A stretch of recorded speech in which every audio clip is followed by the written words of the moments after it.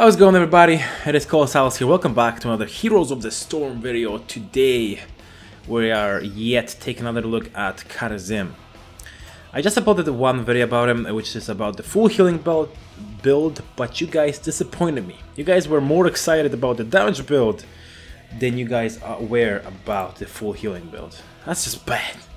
I feel like it's just, I don't know, support is supposed to support, not damage. Anyway, some people want Kharazim to become a multi-class hero. No, the new class that variant brought along. Well, DPS Monk is finally viable after all the reworks. He can deal deceptive amounts of damage with a full combo. You know, with all of his basic attacks. You know, his trait that you choose, and also your heroic. Actually, heroic is kind of a movable term here. But and can almost take out any character in the game with a full combo, just because he does immense amounts of damage. He can prove useful when being an off support to an already kind of weaker support, like the Toronto here we're gonna be playing with. My girlfriend, by the way, playing that, but he's not good enough as a solo heal, as a damage build. So without further talking, because I know my latest intros have been too long, we're just gonna just jump straight into it. Ythar, guide my path.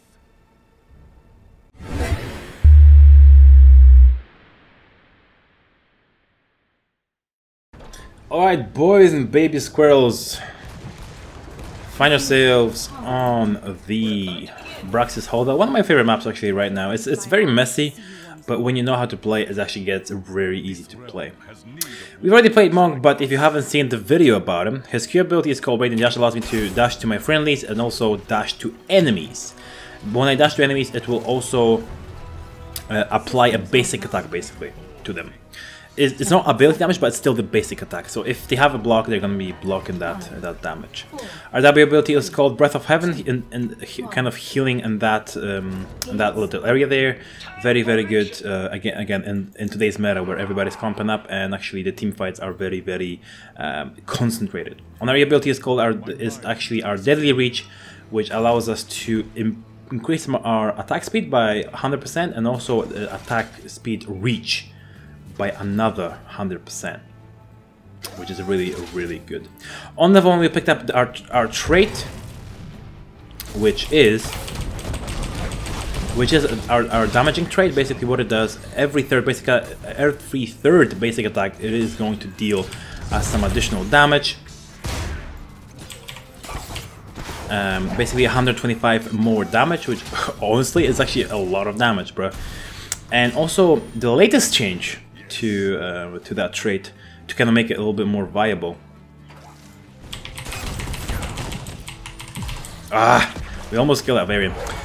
Is that every third basic attack will also give you a little bit of movement speed to go along with that, so you can stick to your target better, and you can basically just stick to them better, maybe kite them a little bit, maybe actually secure kills or a kill or two.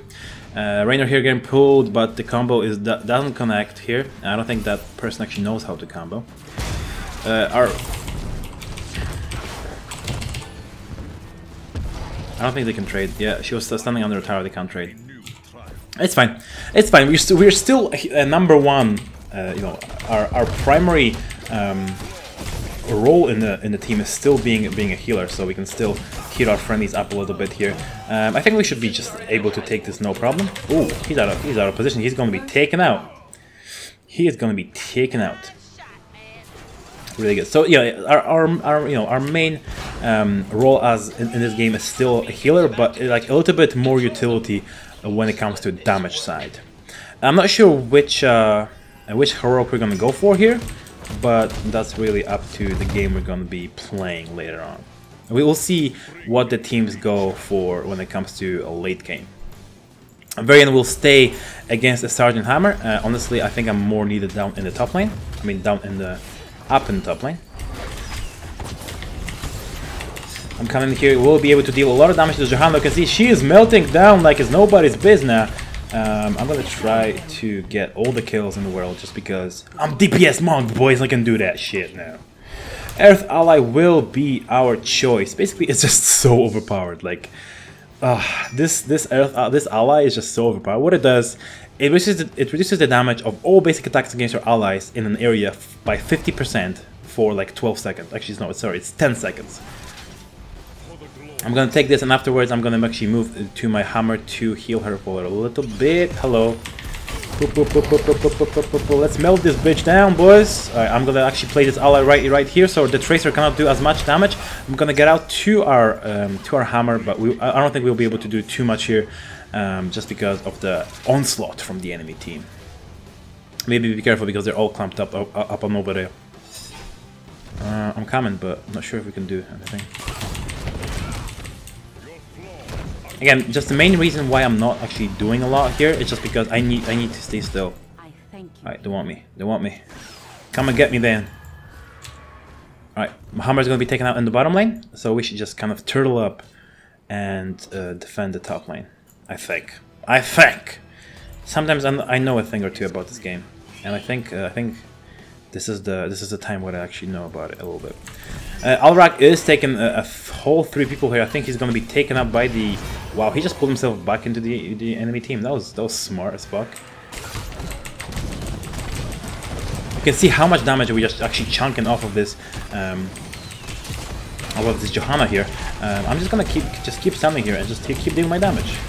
And I'll just keep chunking her, keep doing my damage, and we will be at the end able to take take out the enemy Johanna, actually make it a 4v5. I do have to get out though. I think our Tyrande will be taken out, baby. No! Oh, I healed too early. That was my bad, babe. I'm sorry. I'm so bad at this game. Yeah, we got Raynor though, so it's all good. We got Raynor, so now everybody can move on onto the bottom lane. In the perfect world, they will be able to capture also the objective. The enemy grabs top while that's happening. Very good after them. On level 7, we're going to go for blinding speed. This is going to increase the number of our Qs. We at the beginning we get 2 charges, and it's on a 12-second cooldown. And now we have 3 charges, and it's on a 10-second cooldown, which obviously is really strong. I think we're going to get Oriel is going to try to... She has no chance. Oh my god. Look at her getting blasted. Alright, fine. I'm gonna accept your defeat. You were easily defeated. I think that's how he says it. I can't... Actually, we are pretty good at taking camps, actually. So let me just take this camp very quickly. Be careful of the top because they might be going for it. Looks like they don't give a shit. Looks like they're just like, nope. We're not gonna contest at all. Actually, they're coming down to the bottom lane. So grab this camp. Hopefully it's going to do some good pushing. Yes, it's actually going to be with our push of the Zergs. I'm going to come in here, try to teleport this guy, heal him a little bit. Hi there. This stun is securing so much damage. We'll be able to take out the enemy Oriel. What? So much deeps, boys. So much deeps. Alright. You can see that every 3rd basic attack is just a huge chunk of health coming out of our enemies, whoever basically we attack here. The stun is going to connect on the enemy Johanna. The combo is going to actually connect as well, but we won't be able to do too much. I'm going to place an Earth ally down here. Just try to deal the damage that just all the damage that I can, honestly. I'm getting hit by the 4, so I should probably get the fuck out now. Very nice pull is going to pull in Johanna, but it's not going to be able to secure a kill because he did not land the combo. I don't think he expects he can actually land the combo. That's why he's not actually following up with the Q. Level 10, I think we're going to go for Divine Palm. Are we going to go for Divine Palm or 7-sided? I just don't like 7-sided strike. Okay, let's go for it. Let's go for a 7-sided strike. Basically, in an area like that, every single enemy will be taking damage, right? So the highest health pooled enemy in that area will be taking 7% of the damage 7 times. So if there's one hero, they're going to be just bursted down. You know, basically 50% of their health is going to be bursted down. When there's 2 heroes, of course, it's going to be, you know, about 25% from both health pools. So you kind of want to wait for a stun, so no one can move out of the area. and also try to lock down as small number of enemies as possible. I'm just gonna say it like that. So obviously very good for killing tanks, just because it's percentage damage. So, and also makes you invulnerable, which is obviously really good. I'm gonna use it here on the enemy Johanna. She's all alone. She's gonna be taken out by the damage from all of us, plus the 7-sided strike. Basically, like, the best way to counter that, like to counter 7-sided, is just to walk into the range to kind of save your friendlies from all the damage. You know, let's say just the best way to counter it is just, you know, just taking so much damage, so much deeps, boys. It's just like, for example, you see it coming out. Let's say you're Cho'Gall, you're playing with a Cho'Gall. He gets isolated. He gets into the 7-sided strike range. You jump in with him. You try to take some of the damage just so he doesn't take the percentage damage. On my way, I guess the friendly team just wants to do the boss. Again, I guess we could do that. I'm on my way to our Alarak to heal him. Honestly, we'll be able to burst this mofo down very quickly. Honestly, I can just keep taking this damage. I don't really care. And there's the boss. Awesome. I was going to take about a couple of things. Alright, his playstyle. Playstyle should be as dynamic, if not even more dynamic, than the healing build. Hi there, team.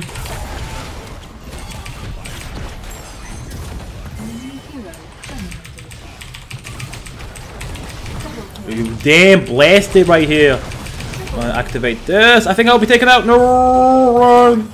Hi, babe. Thank you. You saved me, babe. We just wrecked those noobs. Holy shit. God damn. Yeah, so it should be just as mobile, if not even more mobile, than the full healing Kharazim. But it should also be a little bit more aggressive. You're supposed to be in the face of the enemy, dealing your damage, because that's what you're there for.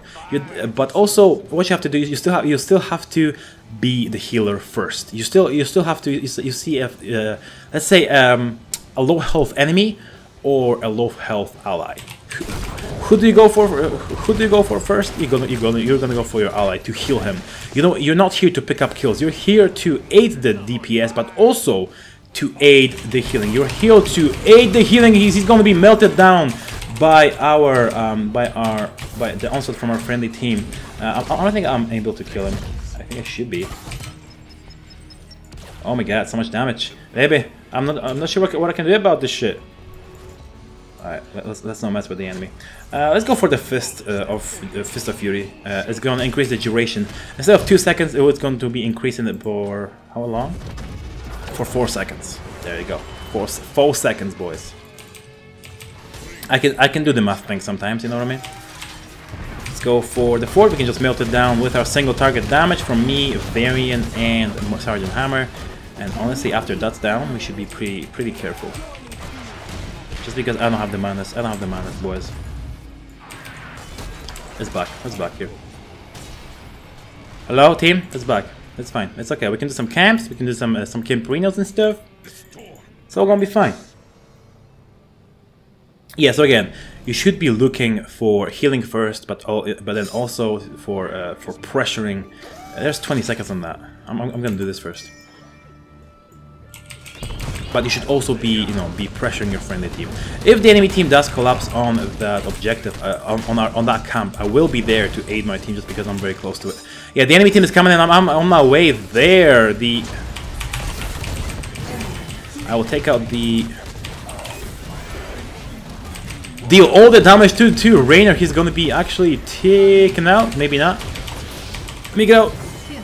Yes, I'm gonna place this down. I suck at this build, but. Oh my god, let's finish the game. Actually, okay, I guess we don't want to finish the game, that's fine.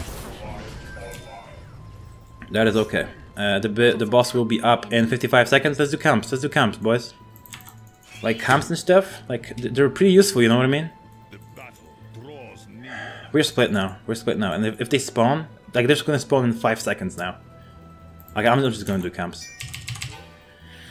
I'm gonna signal them again to back up. If they don't, it's not my fault. It's not my fault. It's way too early to finish the game.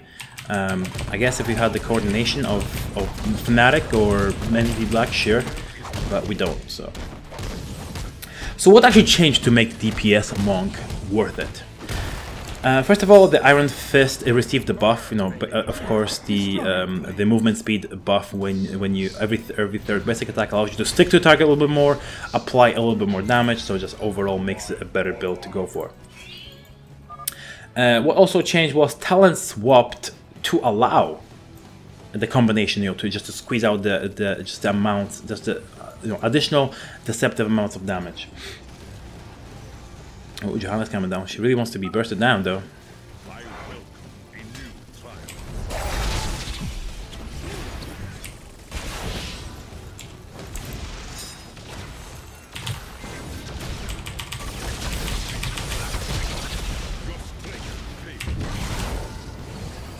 Okay, I see we're fighting.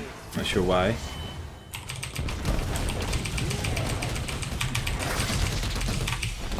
Oh, I missed! I'm blinded. I was blinded by Oriel. Oriel is actually very good, a very good counter to what kind of threat Kharazim does, because all of his damage comes from basic attacks. So don't be like, don't be expecting you dealing ability damage. No way, not coming with this. Yeah, so talents were swapped around to allow for more kind of more. Just to squeeze out a little bit more damage out of the monk himself. What's actually good about it? Babe, are you dead? Oh, you're good, you're good, babe. I got you. What's also cool about it is that, oh my god, look at the deeps right here. I'm gonna do this.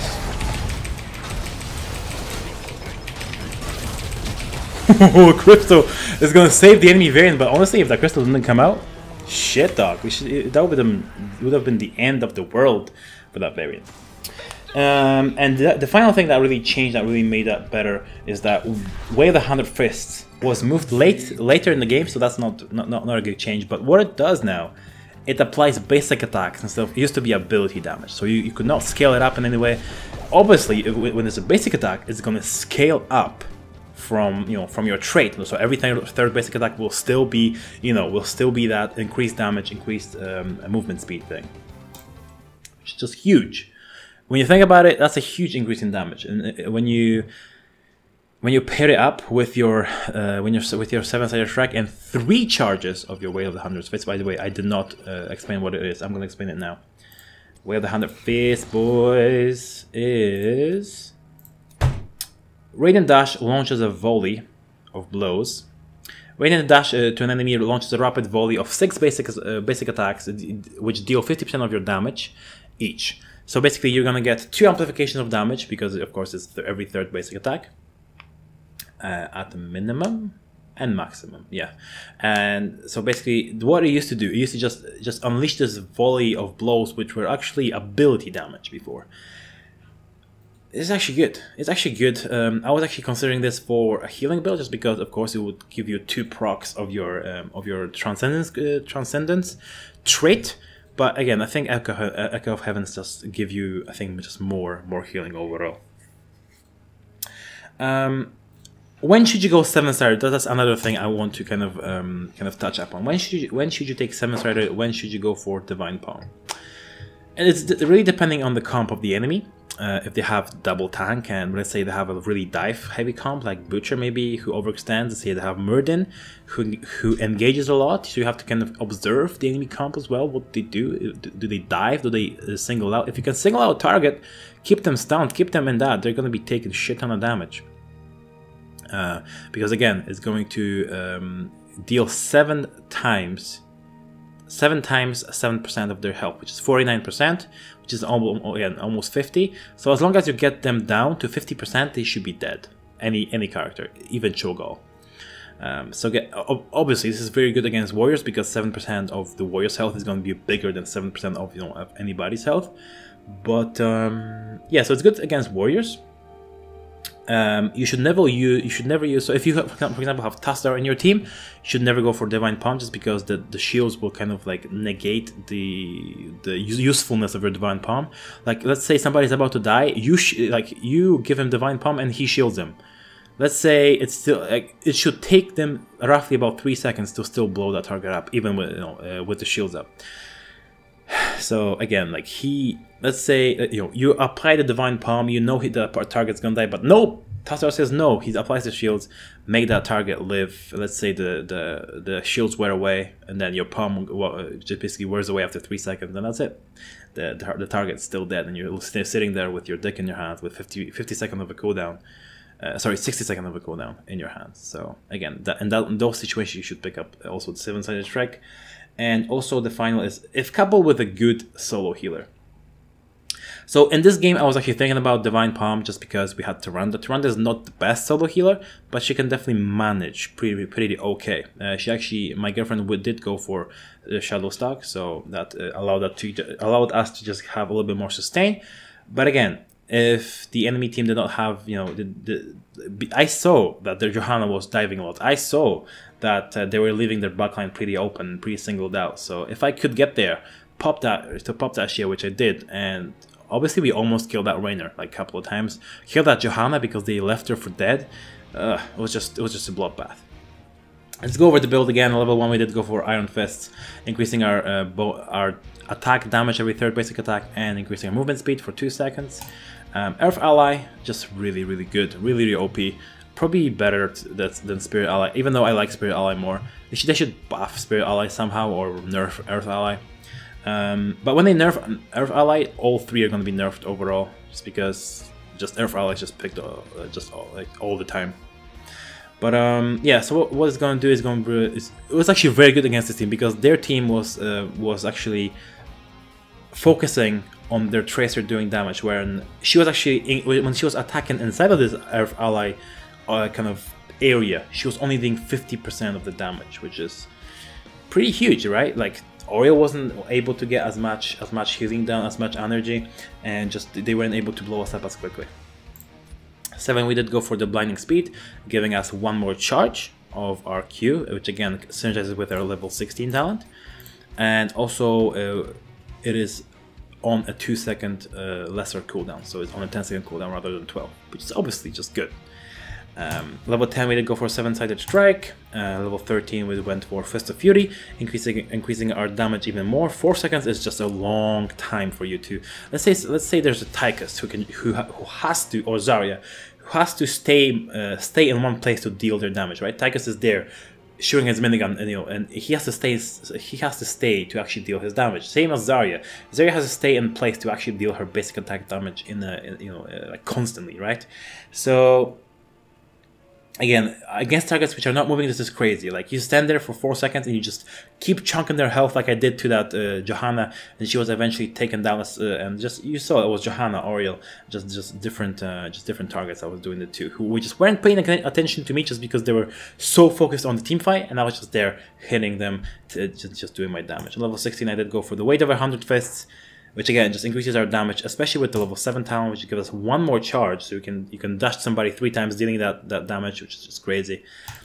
But this can actually be counterable now. Like, somebody can blind you and you're not going to be hitting your basic attacks anymore, right? So there are drawbacks and pluses, but the pluses are always advantages are just bigger here, just because your trait is what actually matters here. And at level 20 we would have went for Storm Shield or Epiphany. Actually, Transgression is not bad either. So what Epiphany is pretty nice, because you don't want the mana, because what it does, you activate it. It's an activatable skill. You restore 33% of your maximum mana, but it refills 2 charges of your Radiant Dash. So it gives you 5 charges of your Radiant Dash, which is that's a shit ton of damage if you're counting by my calculator. So you dash somebody 3 times, dealing all your damage, then you press Epiphany, you apply even more damage, then you press your E, you apply even more damage, and if they stay, you press your goddamn R and you just blow them up. Anybody.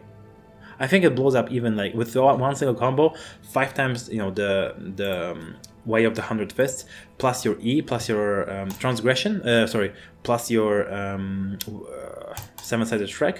I think it's even gonna blow up Cho'Gall with one combo like that. That's just a crazy combo. Of course, it's situational, you know, it's not always gonna connect, blah blah blah blah blah, but still it's a pretty interesting idea. Transgression is really good just because it hits for 4 additional times, so that gives you, what, about 65%